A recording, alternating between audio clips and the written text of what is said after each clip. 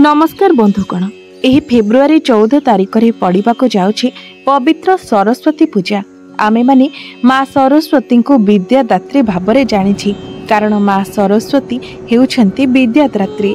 प्रत्येक विद्यार्थी उत्तम विद्या प्राप्त करने माँ सरस्वती आराधना करिथांती। जेते बड़ महामूर्ख होइथिले मध्य जदि ताको माँ सरस्वती कृपा प्राप्त हो जाए तेबे से मध्य महाज्ञानी रे परिणत हो जाए।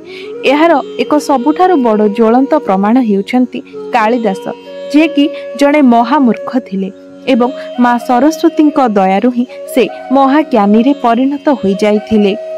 तेणु जो व्यक्ति को भी माँ सरस्वती आशीर्वाद प्राप्त होइथाय तांको पई विद्या क्षेत्र रे किछि भी हासिल करने संभव होता है।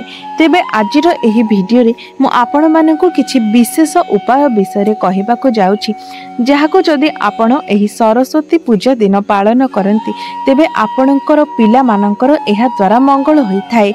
आपणकर पिला मानकर पाठ पढ़ारे सुधार आसीथाय एवं सेमानंकु माँ सरस्वतींकर विशेष कृपा मध्य प्राप्त होइथाय।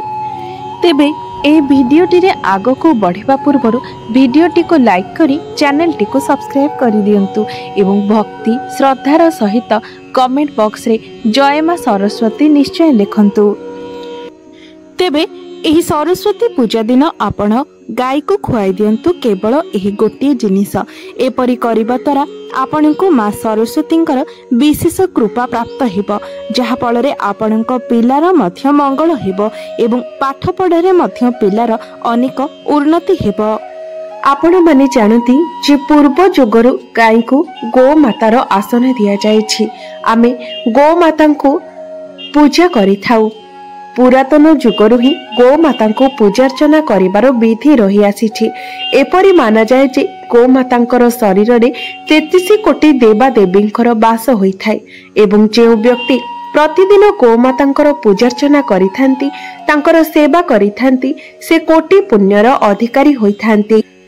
जो गृहरे स्वच्छ मनरे गोमातांकर सेवा करा जाय थाय सेही गृहरे केबे भी धनर अभाव होई न थाय, कारण सेही गृहरे साक्षात माँ लक्ष्मींकर वास होई थाय।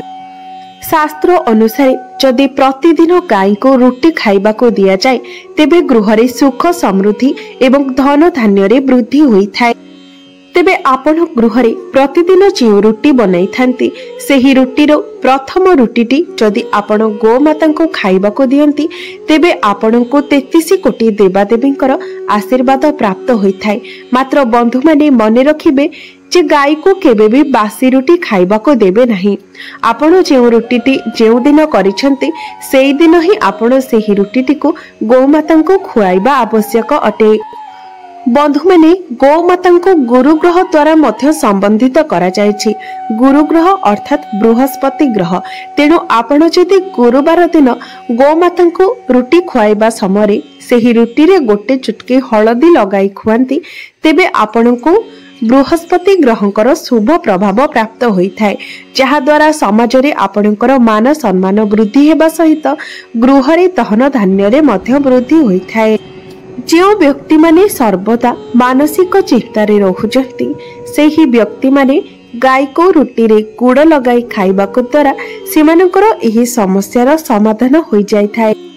सेमानंकु मानसिक शांति प्राप्त होइता है। एहा सहित सेमानंकु उत्तम स्वास्थ्य मध्य प्राप्ति होइथाए। बंधु माने जदि आपणको कुंडली रे कोनोसी भी ग्रह आपण को अशुभ प्रभाव देउछंती तेबे आपण जदि निज गृह रे करा जाउथिबा प्रथम रुटीटी को प्रतिदिन गाय को खुआंती तेबे आपणकर कुंडली रे प्रत्येक ग्रह आपण को शुभ प्रभाव प्रदान करिथांती। बंधु माने बेले बेले आम जीवन रे अनेक समय धरी कोनोसी शुभ मांगलिक कार्य होई पारि न थाए। आमे जेते बेले भी किछि शुभ मांगलिक कार्य करिबा पई चिंता करिथाउ सेते बेले सेही कार्य रे किछि ना किछि विघ्न सृष्टि होई थाए। तेबे एही सब समस्यार समाधान पई आपण प्रतिदिन गाय को रुटी खाइबा को दियंतु एवं जेते बेले आपण गाय को रुटी खुआउछंती सेते बेले गायर मस्तक को छुई मस्तक को आउसी निजर मनस्कामना को गाय निकटरे प्रकाश करंतु एवं गो माता को प्रणाम करंतु। देखिबे आपणकर प्रत्येक मनस्कामना निश्चय पूर्ण हेब। बंधु माने आपण माने अनेक समय देखिथिबे आम घरे जदि कोनोसी बासी खाद्य रही जाए किंबा पचा सढ़ा पनिपरिबा रही जाए तेबे आमे ताहा गाय को खाइबा को देई थाउ। मात्र एपरी करिबा आम मानको पई अत्यंत अशुभ फल प्रदान करि थाए। गोमाता को केबे भी खराब होई जाइथिबा जिनिस खाइबा को देबा उचित नुहे, कारण से गोमाता अटंती। तांको शरीर रे 33 कोटी देवा देवींकर वास होइथाए। आमे ताहा गोमाता को नुहे 33 कोटी देवा देवी को ही खाइबा को देई थाउ। सेथिपई सर्वदा भल जिनिस ही गोमाता को खाइबा को देबा उचित। आपण केबे भी कोनोसी बासी खाद्य किंबा खराब हो जाइथिबा फल एवं पनिपरिबा गोमाता को खाइबा को देबा उचित नुहे, किंबा आपणकर अइठा मध्य आपण गोमाता को खाइबा को देबा उचित नुहे। एपरी करिबा द्वारा गोमातांकर अपमान होइथाए, अर्थात 33 कोटी देवा देवींकर अपमान होइथाए, जहा फलरे आपणको सेमानंकर कुदृष्टिर शिकार हेबाको पड़िथाए। बंधु माने भगवान श्रीकृष्ण कहिछन्ति गाय हेउछन्ति संपूर्ण जगतर जननी, सेथिपई तांको गोमाता बोली कुहा जाइथाए। एवं जो गृहरे गोमाता वास करिथांती सेही गृहर समस्त वास्तु दोष गुड़िक नष्ट हो जाए। बंधु माने गोमातांकर पिठी हाड़े सूर्य केतु नाड़ी रही थाए, जहा फल कि गोमातांकर सेही पिठी हाड़े सूर्य किरण पड़िबा द्वारा ताहा तांको क्षीर रे स्वर्ण क्षार तैयारी करिथाए, जहाँकि आमर मनुष्य मानक पई वरदान सदृश अटे। एही स्वर्ण क्षार हेतु सेही क्षीर हल्का हलदिया रंगर होइथाए। तेबे आजिर एही वीडियो रे मु आपण मानको कहिबाको जाउछि, जणे व्यक्ति जदि गोमातांकर प्रतिदिन पूजार्चना करिथांती तेबे तांको केउ फल प्राप्ति होइथाए एवं गोमातांकर केउ अंग को स्पर्श करिबा शास्त्र रे अत्यंत शुभ बोली वर्णना करा जायछि। बंधु माने आमर हिंदू धर्म रे गाय, गंगा एवं गायत्रींकर महत्व अधिक रही थाए। गोमातांकर शरीर रे 33 कोटी देवा देवींकर वास होइथाए। सेथिपई जो व्यक्ति प्रतिदिन गोमातांकर सेवा करिथांती सेमानंको 33 कोटी देवा देवींकर आशीर्वाद प्राप्त होइथाए। जो माने निज गृह रे गाय पालिथांती एवं सेमानंको मां सदृश सेवा करिथांती सेमानंको उपरको एवं सेमानंको परिवार को आसुथिबा समस्त विपद को गोमाता निज उपरको नहीं जाइथांती। गोमाता कामधेनु अटंती, से समस्तंकर विपद को हरण करि नै थांती एवं समस्तंकर मनोस्कामना को पूर्ण करिथांती। एपरि माना जाय जे गाय जेतेबेले सूर्यास्त समय घर को फेरी थांती एवं सेमानंको खुरारो जे धूली ओडी थाए सेही धूली जदि मनुष्य उपरे पड़े तेबे मनुष्यर समस्त पाप गुड़िक नष्ट हो जाय थाए। बंधु माने जदि आपणकर पिला पाठ पढ़ारे दुर्बल अटंती किंबा कथा कहिबार शक्ति सेमानंकर कम थाए, बुझिबार शक्ति कम थाए, तेबे आपण प्रतिदिन निज पिलांक द्वारा गाय को सबुज चारा खुआइबा उचित। एपरि करिबा द्वारा सेमानंकर कुंडली रे जदि कोनोसी दोष रही थाए तेबे सेही दोषर निवारण हो जाय थाए, जहा फल रे सेमानंकर बाक शक्ति रे उन्नति आसी थाए एवं सेमानंकर बुझिबार क्षमता मध्य वृद्धि पाई थाए। एहा सहित पाठ पढ़िबारे मनोजग मध्य सेमानंकर वृद्धि पाई थाए। एही उपाय द्वारा जातकरे बुध ग्रह मजबूत होई थांती, जहा फल रे एही सब समस्या गुड़िकर समाधान हो जाय थाए। बंधु माने गायर दान करिबा अत्यंत शुभ एवं पुण्य कार्य बोली माना जाय थाए।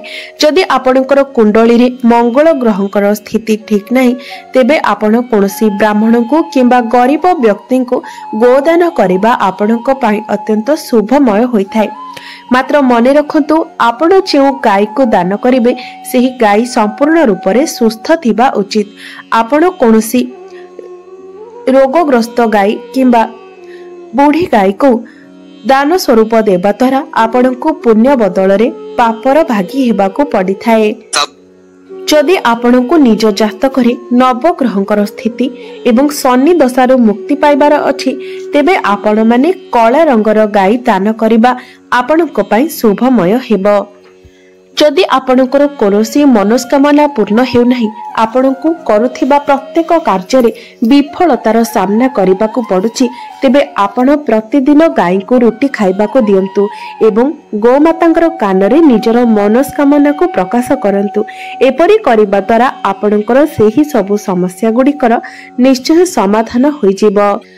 प्रतिदिन गोमातांकर पूजा करिबा द्वारा आपणक उपरे माँ लक्ष्मी प्रसन्न होइथांती, जहा फଳରେ आपणक गृहर आर्थिक परिस्थिति धीरे धीरे सुदृढ़ हो जाइथाए। आपण माने खरा दिन रे किंबा जदि आपणकर द्वार मुहको कौनसी गाय आसुछंती तेबे तांको निश्चय भाबरे पानी पियंतु। जदि आपण प्रतिदिन एपरि करंती तेबे आपणको समस्त प्रकार रोगरु मुक्ति मिलिथाए। मने रखंतु आपण माने शीत दिन रे गोमाता को गुड़ खाइबा को देई पारिबे, मात्र खरा दिन रे केबे भी गोमाता को गुड़ खाइबा को दियंतु नाही। जदि आपणकर जातकरे पितृदोष रहिछि एवं सेही पितृदोषरु आपण मुक्ति पाइबा पई चाहथांती तेबे अमावास्या दिन आपण गोमाता को रुटी गुड़ एवं सबुज चारा खाइबा को दियंतु। एपरि करिबा द्वारा आपणको उपरे थिबा समस्त पितृदोष पितृ आशीर्वाद रे परिवर्तन हो जाय थाए। जदि आपणकर पिला आपणकर कथा मानु नाहंती, सब बेले जिद्दी करूछंती, रागुछंती, तेबे आपण माने निज पिलांक हाथ रे प्रतिदिन गोमाता को भोजन खुआइबा उचित। एपरि करिबा द्वारा सेमाने आपणकर कथा मानि थांती एवं सेमानकर राग एवं जिद्दी स्वभाव मध्य परिवर्तन हो जाय थाए। बंधु माने जदि आपण माने नूतन गृहर आरंभ करूछंती तेबे सही जगार नूतन गृहर आरंभ करबा पूर्वरु सही ठारे गाई एवं बाछुरी को बांधी दियंतु। एपरि करबा द्वारा सही जगार थिबा समस्त नकारात्मक शक्ति एवं वास्तु दोष गुड़िक नष्ट हो जाय थाए। बंधु माने जदि आपणको द्वार मुहको प्रतिदिन गोमाता आसंती तेबे आपण अत्यंत भाग्यशाली अटंती, कारण एही सुजोग केवल भाग्यशाली व्यक्ति माननको ही प्राप्त होइताए। एहा आपणको संकेत दिए जे आपणको जीवन को अति शीघ्र भल समय आसीबाकू जाउछि, कारण गोमाता निजर इच्छा अनुसार सेही गृह को जाइथांती जेउठिकार परिवेश एवं व्यक्ति माने सफा हृदय होइथांती, जेउठिकार परिवेश सकारात्मक होइथाए। तेणु आपणको गृह को जदि प्रतिदिन गोमाता आसंती तेबे आपण गोमाता को निश्चय किछि ना किछि खाद्य खाइबा को दियंतु। जदि आपण रुटी खाइबा को दियंती तेबे एहा अत्यंत शुभप्रद होइथाए। गोमातांकर गोबर रे माँ लक्ष्मीकर बास होइथाए, गोमातांकर मूत्र रे माँ गंगाकर बास होइथाए एवं गोमातांकर क्षीर रे स्वर्ण तत्व रहिथाए, जहाकी प्रत्येक रोग को निवारण करिथाए। प्रत्येक रोग को नाश करिवार शक्ति गोमातांकर क्षीर रे रहिथाए। सेथिपाई प्रत्येक दिन प्रत्येक व्यक्ति क्षीर पीवा उचित। जदि आपण प्रत्येक दिन गोमातांकर पूजार्चना करंती तेबे जेकोनोसी व्यक्ति मृत्यु परे बैतरणी नदी को गोमातांकर लांज धरी आराम रे पार करि जाइथांती एवं सेही व्यक्ति को गो लोकरे स्थान मिलिथाए। जो व्यक्तिंकर भाग्य सोई रही थाए सेमाने निज हाथ पापुली रे गुड़ रखी गोमाता को चाटिबाको दियंतु। गोमाता जदि आपणकर हाथर पापुली को चाटंती तेबे आपणकर सोई रहिथिबा भाग्य जागृत हो जाइथाए। तेबे बंधु माने एहा थिला गोमाता को नै किछि महत्वपूर्ण उपाय, जो उपाय गुडी को आपण प्रतिदिन किंबा किछि विशेष दिन गुडी करे पालन करि पारिबे। तेबे बंधु माने मोर एही भिडियोटी जदि आपण मानको भलो लागि थाए तेबे भिडियोटी को लाइक करी चैनल टी को सब्सक्राइब करि देबे।